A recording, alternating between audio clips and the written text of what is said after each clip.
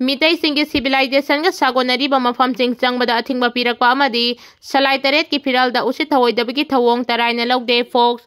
Mitai singi civilization amadi lining laison ga anakpa mari lainari ba Gobru laifamlen amadi Thangding laifamlen chingba mafam changbada Kuki Furuki miyoi sing amadi Kuki gi tongan ba organization singnasu cherol thoktuna athingba pirakpagi thawong asi yamna laibak thibani haina Federation of Civil Society Organization Focs Manipurgi Information and Public Relations Secretary Neris Mangangna Kudek Piduna Tadropa Chirol Amana Haidi. Chirol Asina Makatari Badi, Asiguma lining Lison Gamari Lena Batabak Sing the Atingwa Pirak Libasting Asti, the Raina Loba Jumloy, Thaong Asi, Sanamahi lining Chat Pasing da, Atamana Singnaba Thaong Amani Haina Loop Achina Lawi, Asigumba. Purup amagi lining laison da atamna singna ragliba singi mathakta Manipuri governor na kari action lokhatkadage haibasi miyam da khangan ba mathau tai mitai singi civilization ga tana thana ba yadraba mafam singda maning tamna changba yahanda ba haibasi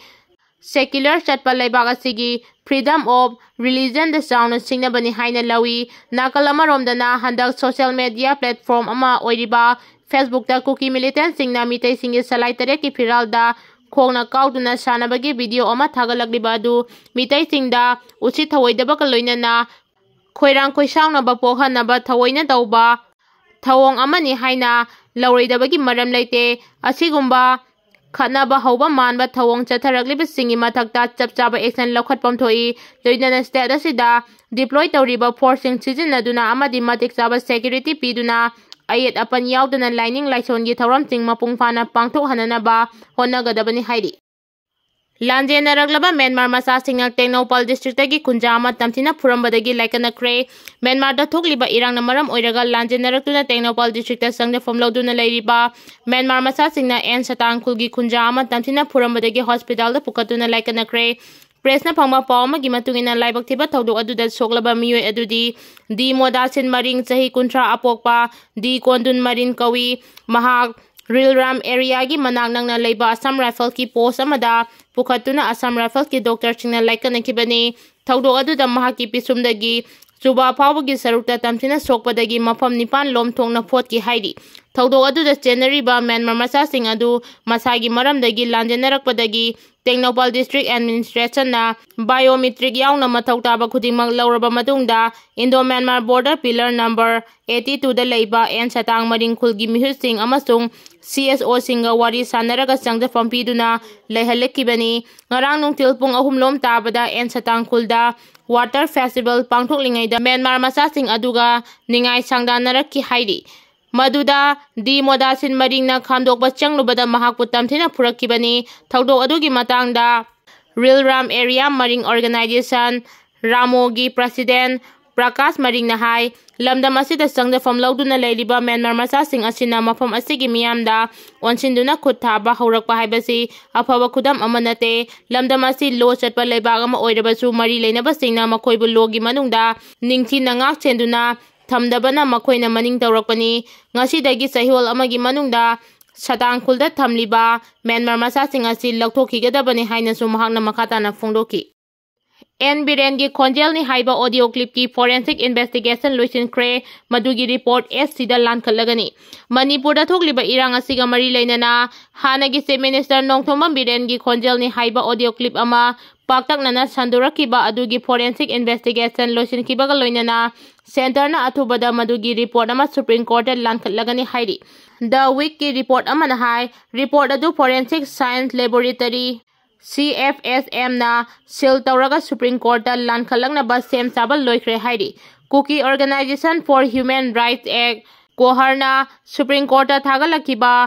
plea asigi hearing da center ama sun state lenga ki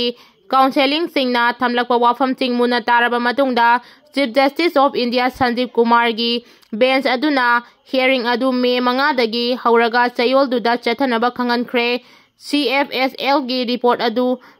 Solicitor General Tushar Mehta na fine tawrakadabani adum oinamang mahak haudik leitabana maram oiraga hearing gi matam khara sangdokpiyu haina appeal tawrakibani case asida Kohar gi maiketagi lebliba advocate Prasad Bhushana Korta SIT ama semlaga thigat hanbinaba taksinkhibasु leikrabani mahakna phongdokkibagi matung ina audio clip ase leak oirakpagi case ase yamna ma hakchina lafom thoi track lab amagi matung ina audio clip aduda yauriba khonjel adu nongthombam birengi khonjel oirama yai habasi sada maudra hundoi gi sangda chumle haina confirm tawrakiba leikrabani CFLO gi report gi di track lab gi report na reliable oiba heli hainasu mahakna phongdokiba leikrabani Mark Haukip amuk hana judicial remand pikre India gi mayokta lal hobagi maralda Kuki lal holup amagi lusingbani haiba Mark Thangmang Haukip special judge NIA Imphal West na belda thadokinaba khangan kraba matung atopa case amaga mari lenana Imphal police na nauna fakre loinana police na fakraba MUSC gi matakta FIR number 20511201 IPS panduna ngarang judicial magistrate first class Imphal West da puthoklaba matungda judicial custody oina kaisum sangda thajinkre panba yabadi Churchandpur gi high school bank molomdagi Mark Thangmang Haukip hairiba MUSC government of the People's Democratic Republic of Kukiland PDRK kauba lal holup ama semduna Manipur amasung India gi mayokta lal hauba amasung Purup masel gi marta irang thokpa yaba wafam kaya social media da thagalakpagi maralda faduna while chatharakpani haidi Relief camp ta leiriba singi constitutional right amadi human right malaga thamliba asiga mari leinana point kun Yaoba Memorandum ama Bharat ki president amadi PM yauna union minister Pisinkhre Rojita State asigi tampaki mafam singda hangliba relief camp singda sangda famlogduna leiriba Maitai internal displaced person IDPS singi oiba sakwa tawrangi tongan ba point kun Yaoba Memorandum ama India gi president prime minister home minister defense minister finance minister Human Resource Minister da Pisinkhre haina Churchandpur gi Khumujamba lekai dagi haujina relief camp da sangda famlogduna leiribi Naurem Lwdriba laimana phongdokre wafama singasi uripok nupi apunba loop unal amadi tongan ba relief camp singda leiribi IDPS singna Naurem Lwdriba laimabu harau taramna okpa thauranga mari leinana Lwdriba laimana wangang luduna phongdokibani Manipur da thokliba sahi ani fajilaglaba irang asina maram oiraduna relief camp singda leiriba singi constitutional right pura matuna thambire masina maram oiduna isagi yumda leibagi hak icha isu semnabagi hak sahi ani manghanduna relief camp ta namchinduna thambire aikhoigi imungda changbagi hak lehendre aikhoigi fangpham thopa constitutional right malaga amadi human right malaga thambiba haibasi aduki matik pende amaromda relief camp singda leiriba constitutional right phongna maliba singbudi makhoigi matakta ain gi oiba thabak amata lokhatana thadoktuna thamliba asibu aduki matik pende handak Delhi da leiba mitai chingna jantra mantra da kaubru kasi haibagi khongjang ama changsinkiba adu achumba khongthangni masigi makha tabada mahang masamak Delhi da chatuna Delhi da leiriba mitai singi achoba tengbanga loinana relief camp ta leiriba IDP singna thengnariba awaba singasi kokhanabagi damakta Bharat ki president Prime Minister, Home Minister, Defense Minister, Finance Minister, Human Resource Minister da Memorandum Pisinkhre haidi